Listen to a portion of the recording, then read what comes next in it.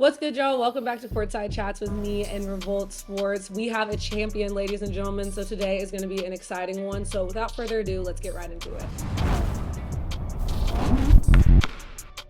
You know, every teenager dreams of the day that they turn 18. It marks a new chapter, turning of a new leaf. Well, in last night's case, a three-leaf clover was turned. The Boston Celtics earned their 18th championship, and as much as I hate to admit it, they deserved it. This team has delivered all season long with a total of 3 losses in the postseason and leading the league with 64 wins in the regular season. They looked good all season long. It almost felt like it was too easy for them to get to this championship, but they were just that dominant. I mean, you got to give it to them because every single player on this team gave it their all. And on the court and off the court, they had each other's backs all throughout the postseason. Anytime a coach, another player, or reporter tried to tear them apart or cause a rift between them, they had each other's backs and they were 10 toes down. And I think that that's ultimately what led them to win the championship this year. At halftime, the Celtics were winning by 20 points. And ultimately, I knew the game was over. Jason Tatum looked incredible. And Jalen Brown basically was the star all throughout this postseason and looked incredible in last night's game. Between Drew Holiday and performing well on both ends of the floor, offensively and defensively, locking up Kyrie and Luka, Derek White shedding blood, sweat, tears, and teeth to get the win,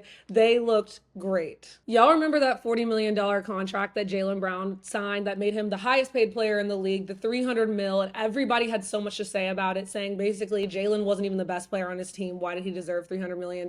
Well, in the postseason, he proved why he deserved that money. He was the best player on the floor in every series. He won the finals MVP, and he had talked about before how he never got any credit for how good he was, or he was never expecting to get credit. And we saw him get emotional when he won that finals MVP. I think that was finally the moment for him where he was like, okay, I deserve it. And the public really can't say anything now. It's no wonder that Jalen Brown won finals MVP, but I absolutely love how he gave Jason Tatum his credit after he won the award, basically saying that this award should have been split. I think it's interesting though. I wonder if Jason would have done the same things if roles were reversed, like if Jalen was like playing the role player winning the finals MVP type of role. But it ultimately showed his humility and how much he deserves everything that he's gotten. And as somebody who was a Celtics hater, it's hard not to root for Jalen Brown. So what's next for the Dallas Mavericks? Look, they've got Jason Kidd in it for the long haul. Kyrie and Luka are looking great. And I think one thing to take away from the championship is that Boston has been at this with this group